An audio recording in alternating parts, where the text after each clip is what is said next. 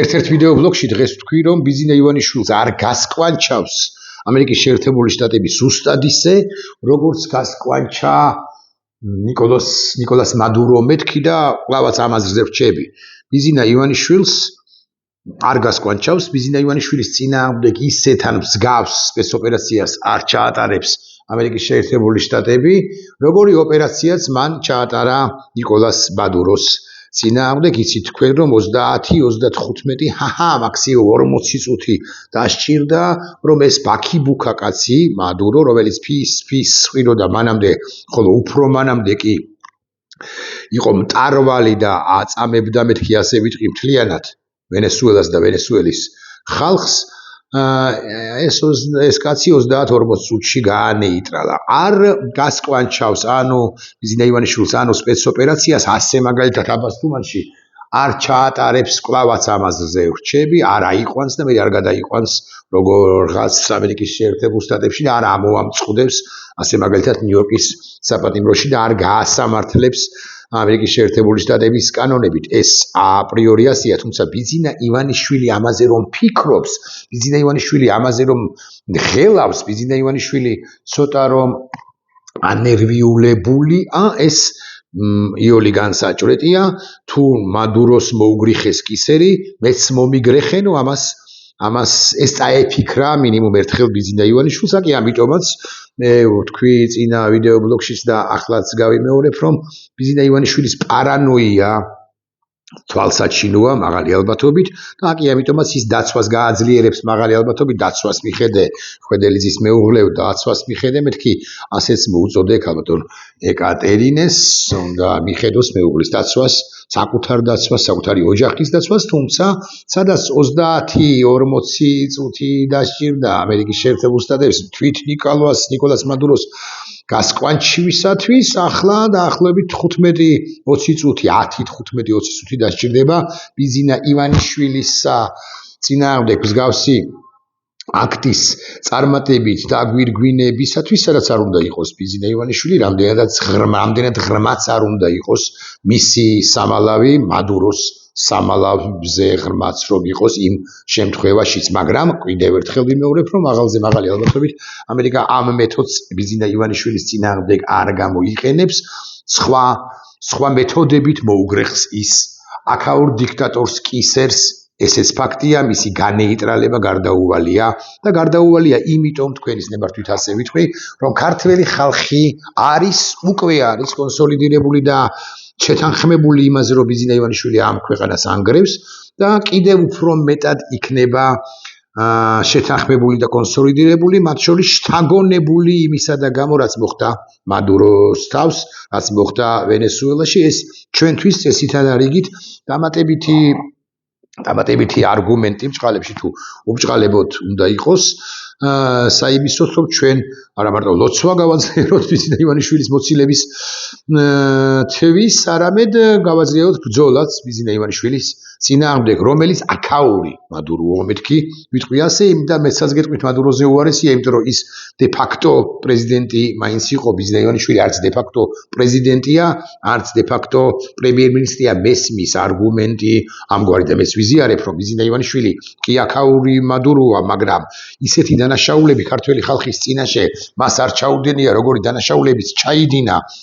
მადურო ვენესუელელი ხალხის წინააღმდეგ, მაგრამ მეორე თუ მესამე თუ მეოთხე მხრივ კითხულობ, არ ჩაუდენია განა. თუ მტკიცდება და დამტკიცდება, რომ ბიზინა ივანიშვილმა ქიმიური იარაღი გამოიყენა ქართველი ხალხის წინააღმდეგ, სულ რომ ქართველი ხალხის ნაწილს არასწორად ემოქმედა გასული წლის კი არა 2024 წლის ნოემბრის მიწურულსა და დეკემბრის დასაწყისში, თუ ბიზინა ივანიშვილმა ქიმიური იარაღი გამოიყენა მშვიდობიანი ან თუნდაც არა მშვიდობიანი მოქალაქეების წინააღმდეგ, გამოდის რომ ბიზინა ივანიშვილი მოხვდა ან არის უკვე იმ ჯგუფში და ისედაც არის, მე თუ მკითხავ, მაგრამ მაინც რომელ ჯგუფშიც თუ რომელ ლიგაშიც თამაშობდნენ, აც გარდაცვლილი, აც ცოცხლად აღარ მყოფი, რაგვარია კადაფი, სადამ ხუსეინი, ცოცხლად მყოფი ასადი და ცოცხლად მყოფი მადურო, რომელსაც სამუდამო პატიმრობა ელის. არა, მე კვლავ იმ აზრზე ვრჩები, კვლავ ვიმეორებ, კიდევ ერთხელ ვიმეორებ, რომ ბიზნე ივანიშვილს ხელბორკილებს არ დაადებენ და სხვაგვარად გაანეიტრალებენ და იმ აზრზეც ვრჩები, გულახდილად გეტყვით, რომ გადამწყვეტი როლი ამ ყველაფერში უნდა ითამაშოს სწორედაც რომ ქართულმა საზოგადოებამ, რომელიც უფრო კონსოლიდირებული უნდა იყოს. უფრო კონსოლიდირებული უნდა იყოს, ჩვენ კონსოლიდაცია არ გვაკლია, მაგრამ უფრო ხალხმრავალი უნდა იყოს და ხმა მაღალი უნდა იყოს ჩვენი პროტესტი მიმდინარე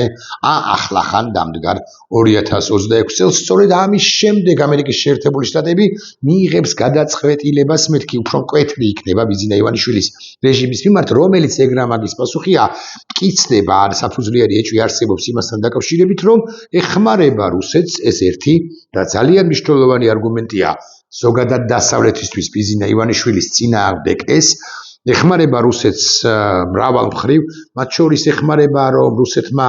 სანქციებისაგან თავი დაიხსნას, თავი აარიდოს ამ სანქციებს, ეხმარება ამგვარი ინფორმაციაც არსებობს, სწორი თუ არასწორი ეს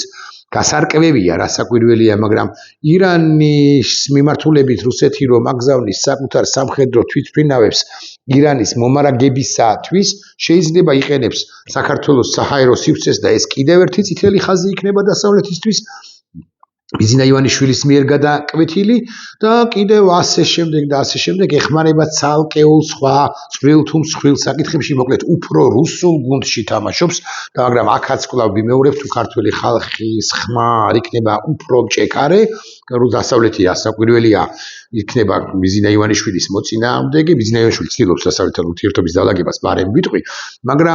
მაგრამ დასავლეთი მხოლოდ დასავლეთი ვერ გადაწყვეტს ამ ყველაფერს. ახლა დავსვათ ერთი გენერალური და მთავარი კითხვა, რუსეთი ჩააფიჩინდება თუ არა, გამოეკიდება თუ არა, ბოლომდე დაიცავს თუ არა ბიზნა ივანიშვილ დიქტატორს და თუ მადუროს მაგალითით ვიმსჯელებთ, გაგიკვირდებათ და არ დაიცავს, ვინ უფრო ძვირფასია, მადურო თუ ბიზნა ივანიშვილი. ერთის მხრივ ერთნი იტყვიან, რომ ბიზნა ივანიშვილი, რადგანაც რუსეთის სამხრეთ საზღვრების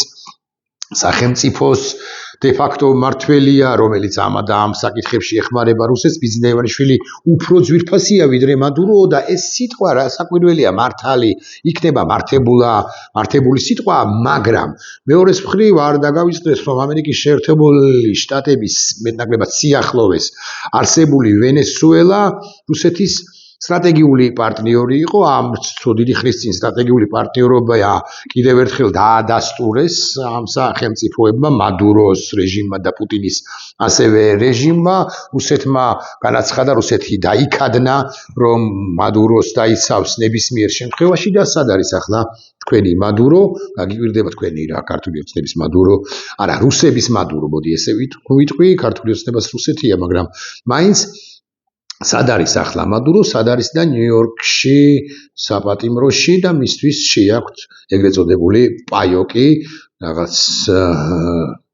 რაღაცა საკვები და კაცი რომელიც არაფერი არ აკლდა, ახლა დღეში ორჯერ თუ დღეში სამჯერ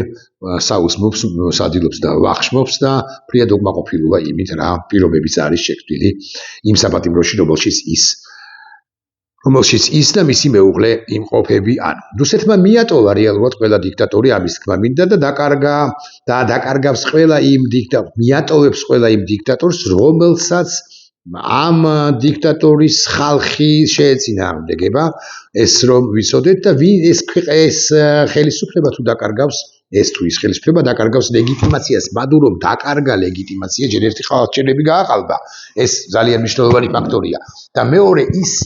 არა ლეგიტიმური იყო, იმიტომ რომ კარგად უნდა გვესმოდეს და კარგად უნდა გავისიგრძეგანოთ ერთი ამბავი. კანონიერად წოდებული ხელისუფლება როცა ხარ, უკვე ხარ არა ლეგიტიმური, მაგრამ სულ რომ კანონიერი იყო, ეს არ ნიშნავს იმას, რომ შენს ქვეყანაში გაქვს ყველაფრის გაკეთების, ყველაფრის ჩადენის უფლება, საერთაშორისო სამართლის ნორმებს უგულებელყოფდა რა ნიკოლას მადურო და მისი რეჟიმი, აქედან გამომდინარე, სულ რო კანონიერად კვლავ მეორე ყოფილიყო ის არჩეული, ის უკანონოდ არალეგიტიმურად საერთაშორისო სამართლის ნორმების დამრღვევად, საერთაშორისო დინების წინააღმდეგ საერთაშორისო წესრიგის წინააღმდეგ წამსვლელად ჩაითვლებოდა და აკი ითვლებოდა კიდეც არა მას არ ცნობდნენ ლეგიტიმურ ლიდერად ვენესუელისა, მაგრამ მეორე მხრივ კვლავ ვიმეორებ რომ სულ რომ ეღიარებინათ მან ისეთი სისასტიკეები ჩაიდინა ვენესუელაში რომ საერთაშორისო თანამეგობრობა მას გაემიჯნებოდა ამგვარი ლიდერი ევროპაშიც მათ შორის არაერთი ხოლია ევროპულ რომელიმე სახელმწიფოს, ბალკანეთის სახელმწიფოების გახსენება შეიძლება სულ მინიმუმ, იმიტომ რომ შეიძლება ისინი არჩეულები იყვნენ, შეიძლება უმრავლესობის ხმა მათ მოპოვებული ჰქონდათ, ნდობა მოპოვებული ჰქონდათ, მაგრამ საერთაშორისო სამართალი დარღვეული ჰქონდათ რა ისინი უკვე აღარ ითვლებოდნენ, მათი ქვეყნები უკვე აღარ ითვლებოდნენ, მათი რეჟიმები აღარ ითვლებოდნენ საერთაშორისო სამართლის სუბიექტებად. აქაოდა მე არჩეული ვარ და რასაც მინდა იმას გავაკეთებ ჩემს ქვეყანაში. ამას ამბობდა მადუროც და პრინციპში ამას ამბობს ბიზინა ივანიშვილის ვინ ეკითხება დასავლეთს მე რას გავაკეთებ აქ როგორ კანონს მივიღებ ეს ხომ ჩემი ქვეყანაა მე ხომ სუვერენი ვარ მე ხომ ამ ქვეყნის მოსახლეობის დიდი ნაწილის არჩეული ვარ და მართლაც ამას ამბობს ამას ქადაგებს ასე მაგალითად ივანიშვილი ან მისი რომელიმე პაჟი ირაკლი კობახიძე 8 დღეში ორჯერ მაინც იმეორებს ანუ 4 დღეში ერთხელ იმეორებს იმას რომ აი იცით რა არის მილიონ 100,000 თუ არ მეშლება მოქალაქემ 2024 წელს ჯერ ერთი როგორ მისცა ხმა მაგრამ ეს ცალკე თემაა მაგრამ კარგი თქვათ და მისცა ეს არ ნიშნავს იმას რომ აქაოდა არჩეული ვარ მე მაქვს ყველა საერთაშორისო ნორმისა და კანონის უგულებელყოფის და უარყოფის უფლება ეს არ ნიშნავს რომ მე ვარ და ჩემი ნაბადით იარო იმიტომ რომ არსებობს სოფლიო წესრიგი არსებობს საერთაშორისო სამართალი არსებობს ეხლაც კი, როდესაც სოფლიო ქაოსშია, აჯაფსანდალია, გვარიანი აჯაფსანდალია შექმნილი, საკმაო აჯაფსანდალია შექმნილი და ყველა აკეთებს ან ბევრი აკეთებს იმას, რაც მოეპრიანება, მაინც არსებობს საერთაშორისო სამართალი, რომელიც არ უნდა უარყო, რომელიც არ უნდა უარყო, არ უნდა უგულებელყო და როდესაც გეუბნებიან შენი საერთაშორისო პარტნიორები, რომ არ მიიღო ის კანონი, იმიტომ რომ ჩემი დემოკრატია არ ითვალისწინებს ამგვარ კანონების მიღებას და მე გატარებას ცხოვრებაში და ასე შემდეგ შენ სრულიად დემაგოგიურად არ უნდა დაუპირისპირდე და არ უნდა უთხრა რომ აი ამერიკაში ცხვარი ფარა ამერიკაში მიღებული ფარა სულ სხვა კონტექსტია და არ გამოიყენება რეპრესიულ მექანიზმად ცალკეული იმ არასამთავრობო ორგანიზაციების ან ზოგადად ორგანიზაციების მიმართ თუ პიროვნებების მიმართ რომლებიც ამერიკის